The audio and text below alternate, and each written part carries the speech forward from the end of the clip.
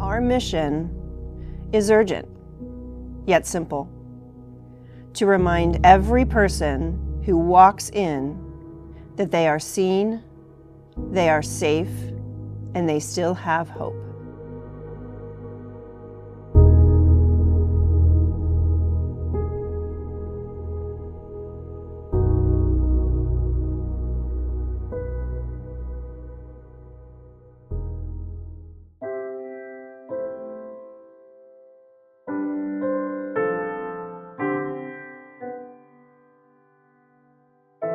Part of our mission statement is staying behind with those left behind. Sometimes I think those people experiencing homelessness feel invisible, feel like there isn't help for them, don't really know where to go. And we try very hard to make sure that they feel seen, that they feel heard, that they are a critical and necessary part of our community. And we are here to provide the tools that they need so that they can move forward in their journey.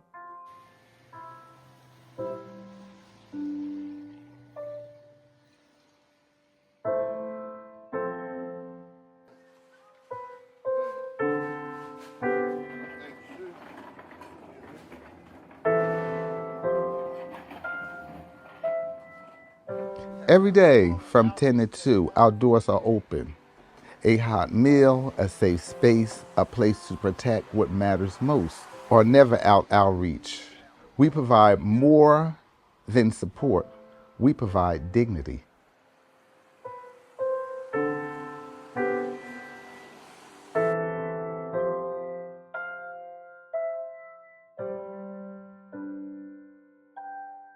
So here at the open shelter, our guests come in the front door and sign their name, and then they can have a seat in our day room. And we like to have a hot meal for them so that while they're waiting to get services and get their needs met, they have a nice warm place to sit, warm food to put in their belly, and of course coffee. Once their name is called, then they can see Solomon at the desk, and they let him know whatever they need. And we let them know if that is something we can help them with today or they need to come back another day. Sometimes it's a matter of referring them to a different agency.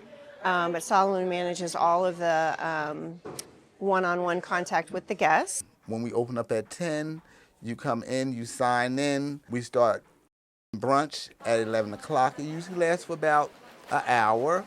And around about 11:15, 11:30, we start calling names, and you come up to the desk and you let me know what you need. We have a schedule that we do. Based on what your needs are, I always go off schedule. I help you out.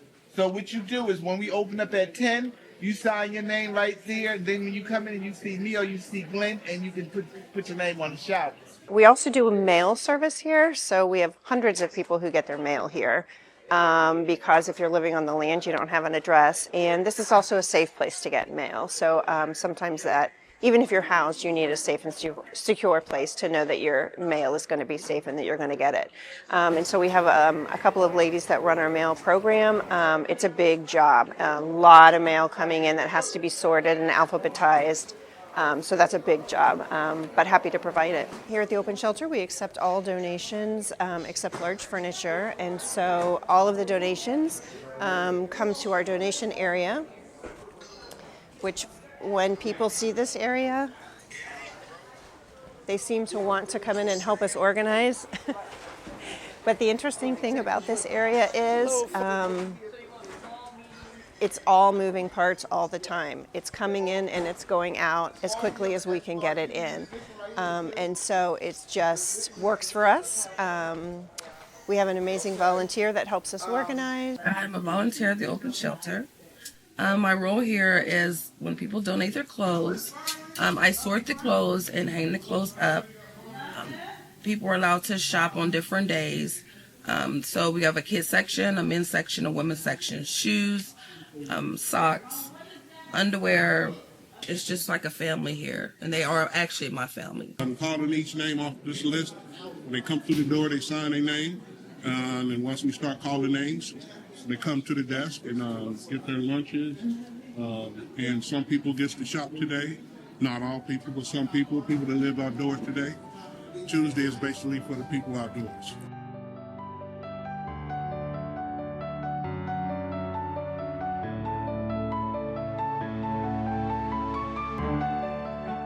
So a common misconception about the open shelter is that we are an overnight shelter. We are currently just a day services advocacy center, open Monday through Friday from 10 a.m. to 2. But the work does start before 10 a.m. We have donation drop-offs from 9 a.m. to 2 p.m. every day. So we're always constantly in need of volunteers and the donors that bring those supplies, but volunteers to keep this place well ran. We've always been a very tiny staff who've worked on a shoestring budget. We could not do the work that we do without our very supportive donors and volunteers. I'm Batman, and I volunteer because I'm from Faith Mission, and I'm trying to get housing and stuff like that, and what not to do is come down here and just help. I first came to the open shelter when it was over on Mound Street about 3-4 years ago. I've been coming to this location for about 2 years now, off and on. I come here and they help me out with anything I need, so I kind of donate my time back to them and stuff in appreciation for all that they've done for me.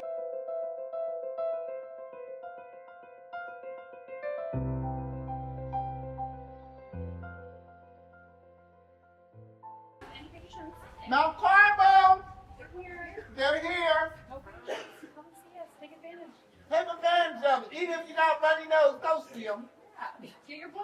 A little tickle in your throat, go see them. One thing that this space enabled us to do when we moved in about 3 years ago was to have outside service providers come in and provide their services, which has been really, really big.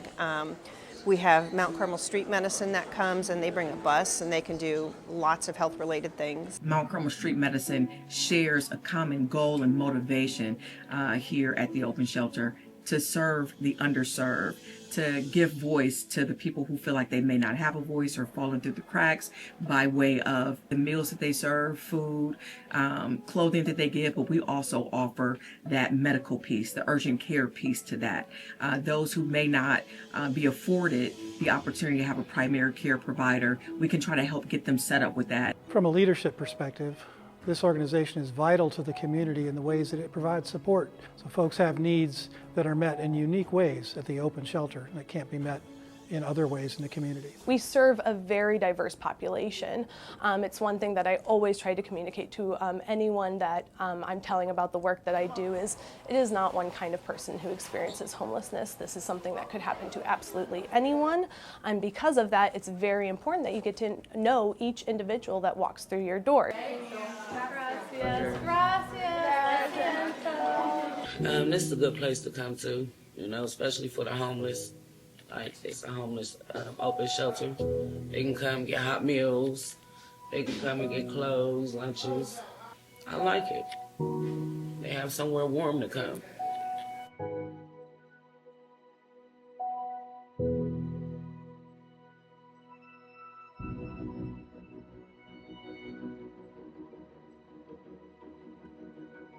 So if you were to ask me the difference between myself and the people we serve, my answer would be that I have a support system. I have family, I have friends that are there if I need them. The people that we serve here at the Open Shelter don't have that support system. Whether it just simply doesn't exist, or it's strained relationships, or it's their support system is in the same boat they are. So the Open Shelter tries to be that support system for them. And so one of the things I think the Open Shelter does really well is we fill gaps where there's needs. Lots of service providers in the city, but they tend to create programs that you have to fit into. You have to check the boxes in order to get the help, and not everybody fits into those boxes. They give you a place to come where you can kind of rest yourself a bit and refresh yourself and go on. And there's nothing like a place like this, because without it, where would we go? We wouldn't have anywhere to go. So I'm really grateful for the Open Shelter and the services that it provides.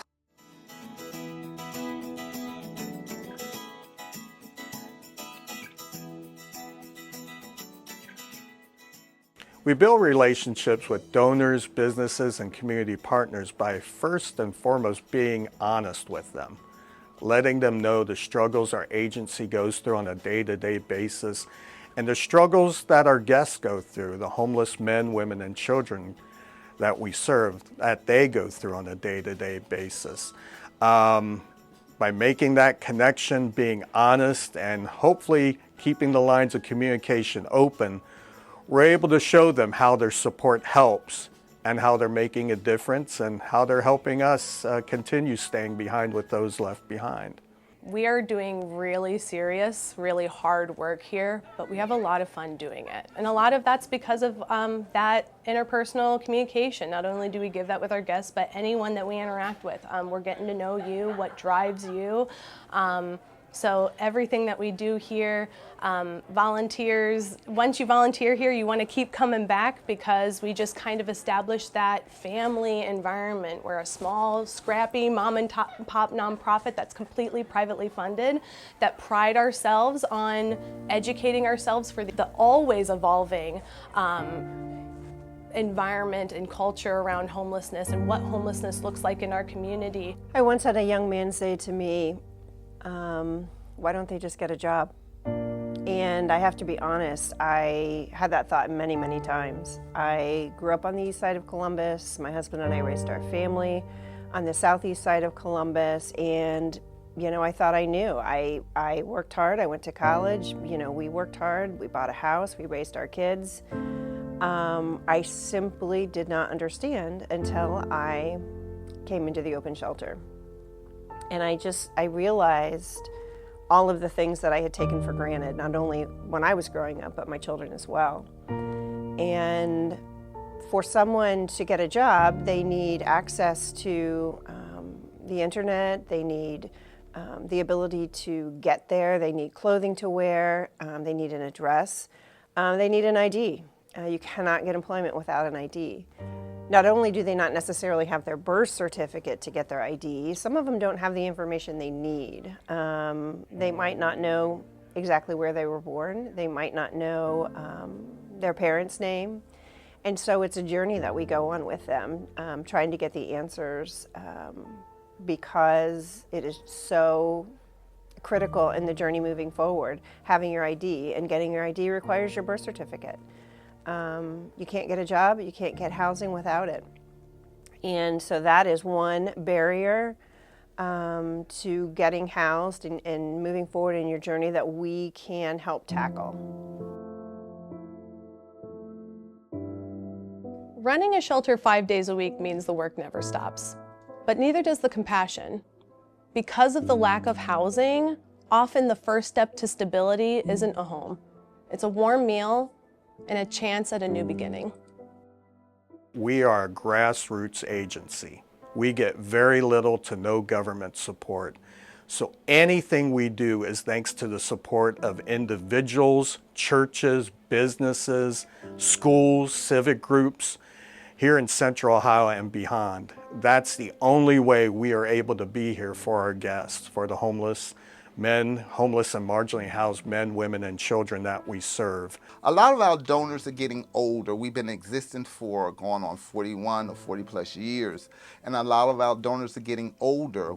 You want to come in and volunteer, you just call the open shelter. You want to come in and you donate, you just call us. You can walk in and say, I got a car full of stuff, and we'll take your stuff. We do not turn down anything. At this present time, we do not take furniture. We do not have a space for it. To all the donors, we would like to thank you for your generosity, for your kindness. My hope for the future of the open shelter is that we're not needed. I want us to go out of business because all the needs are met. In the meantime, my belief is that all of us, as God's people, have a responsibility to come together, to work together, whether it's bringing financial donations, material donations, or giving the gift of our time to come and welcome folks who need to come and be supported. It's going to take time and energy. It's going to take financial resources, to try to fill those gaps. People are turning more and more and more to food banks, but food banks don't have the volume of food that they need. We certainly have noticed a huge decrease in the amount of food donation we're getting from Mid-Ohio Food Collective and their partners. So that's scary. You know, it's scary. How are people going to feed their families? And so, you know, there's just huge needs that we need to tackle, and it takes all of us. For those who serve here, the faces may change, but the gratitude never does. Some arrive as first-time volunteers, discovering that when you give, you also receive. And for those who once came here with nothing, giving back becomes a new beginning. This is not just a shelter. It's a community where hope is restored.